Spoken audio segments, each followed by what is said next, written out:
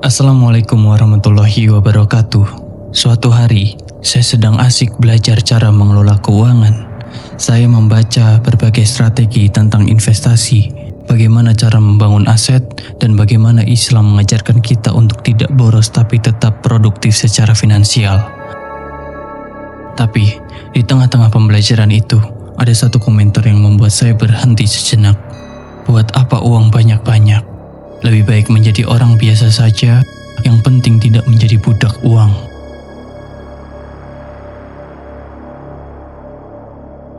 Komentar itu sederhana, tapi cukup menusuk. Saya pun terdiam dan merenungkan maknanya. Apa yang dia maksud dengan budak uang? Apakah mencari rezeki dengan giat berarti kita diperbudak uang?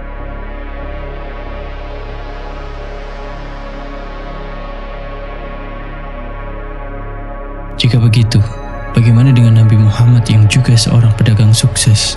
Bagaimana dengan sahabat-sahabat beliau yang kaya raya?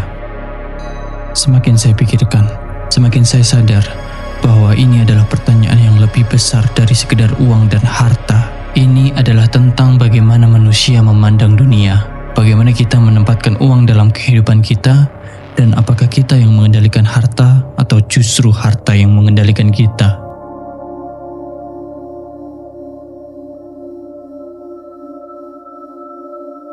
Maka, di video ini, kita akan membahasnya secara mendalam. Apa arti sebenarnya menjadi budak uang? Apakah Islam melarang kita untuk menjadi kaya?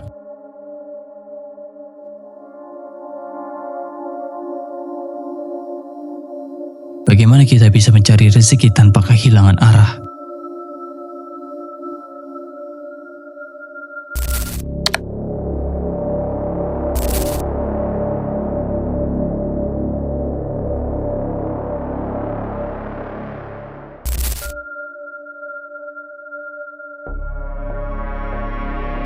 Muhammad Mukhlas Abror melalui karyanya Memberantas Perbudakan yang terbit dalam Jurnal Kalam nomor 96 tahun 2011 menjelaskan budak menurut bahasa Arab adalah Abdul, yang artinya menjadikannya sebagai pembantu.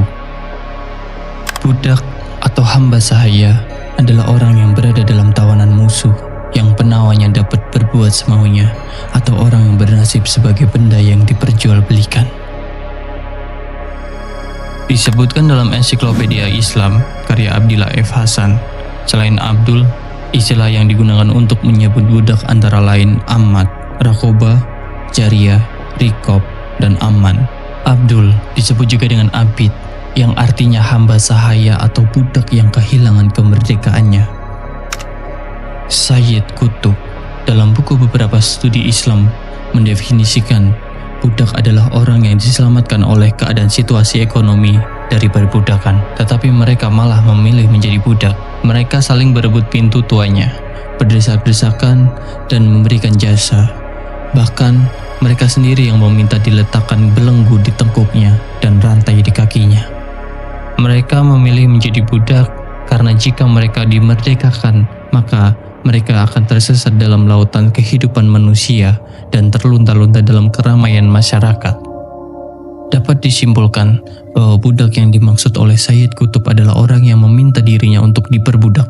Mereka berlomba-lomba mengetuk pintu tuannya dengan sukarela dibelenggu, dan mereka bangga. Mereka takut akan kemerdekaan karena pada dasarnya tujuan mereka meminta diperbudak karena ingin diselamatkan dari keadaan situasi ekonomi. Kita dapat menyimpulkan bahwa budak uang adalah seseorang yang terbelenggu, terpenjara, atau terikat oleh uang. Dalam hal ini, uang menjadi majikannya, menentukan keputusannya, dan mengendalikan hidup sepenuhnya. Lantas, siapakah yang menjadi budak uang itu?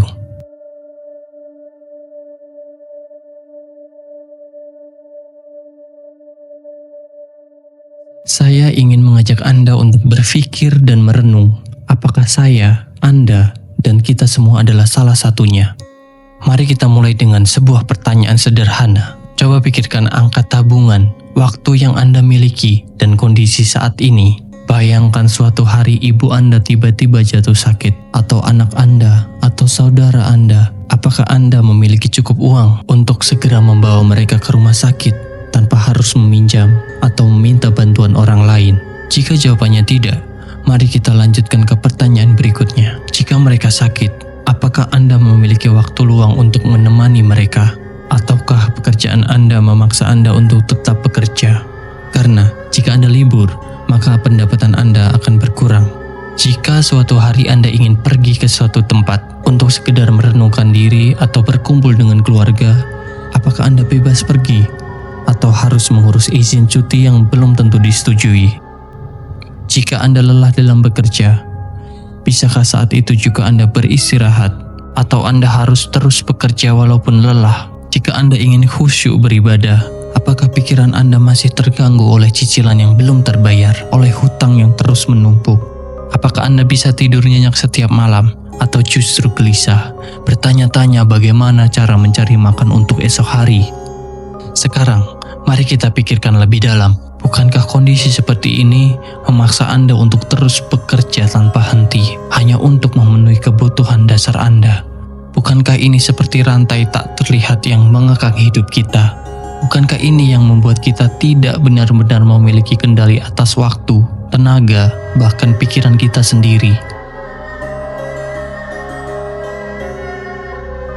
Lalu, jika kita masih harus bekerja mati-matian hanya untuk bertahan hidup, jika kita masih harus meminta izin untuk sekedar menikmati waktu dan keluarga, jika kita masih tidak bisa menentukan kapan dan bagaimana kita menjalani hidup, apakah kita benar-benar merdeka atau justru kita adalah budak? Ketika semua ini terus berputar dalam pikiran saya menemukan sebuah hadis yang mengguncang hati. Kemiskinan itu hampir menjadi kekufuran, dan kedengkian itu hampir mendahului takdir. Diriwayatkan Abu Nuaim dalam kitab Hilyatul Aulia dari hadis Anas. Lalu, bagaimana dengan kondisi orang yang kaya?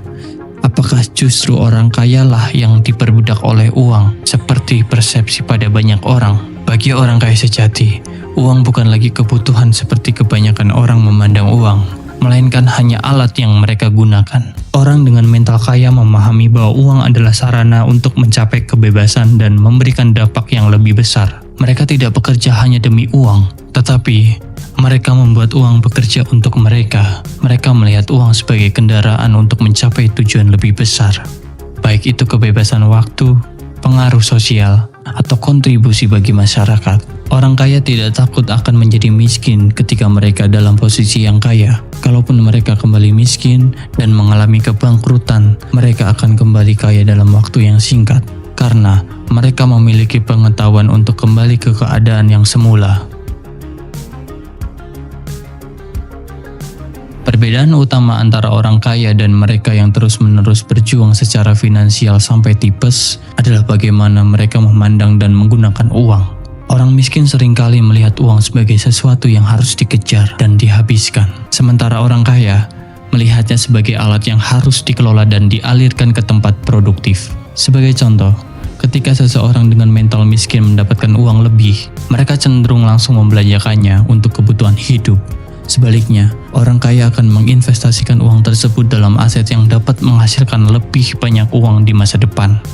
Pemahaman ini sesuai dengan konsep dalam Islam bahwa harta hanyalah titipan dan sarana melakukan kebaikan.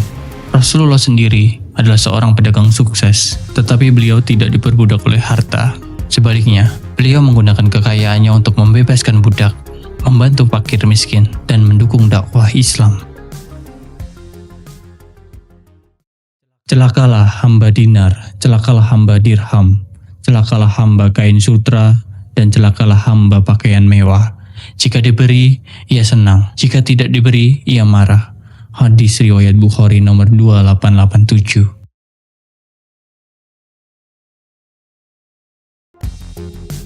Fakta lainnya, orang-orang yang telah mencapai kebebasan finansial pun tidak memikirkan besok harus makan apa.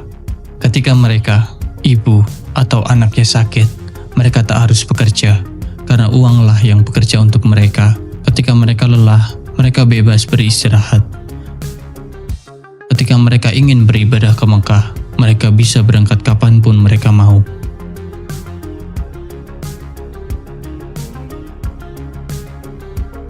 Dalam satu video saya yang pernah saya lihat, ada yang berpendapat bahwa Ketika kamu mencapai kebebasan finansial, maka 50% masalah hidupmu sudah selesai. Artinya, kamu sudah tidak lagi diperbudak oleh uang. Kamu bekerja sesuai keinginanmu, tidak lagi memaksakan diri, dan kamu tinggal memikirkan apa yang ingin kamu lakukan. Namun, pertanyaannya, bagaimana kita mencapai titik kondisi tersebut? Caranya, sudah pernah kita bahas di video sebelumnya. Silahkan Anda cek untuk mendapatkan ilmu yang langsung kita dapatkan dari kisah Nabi Muhammad. Dan yang terakhir, dari pemaparan tersebut, apakah Anda sudah mendapat jawaban? Apakah Anda termasuk seorang hamba uang? Silahkan komen di bawah bagaimana pendapat Anda.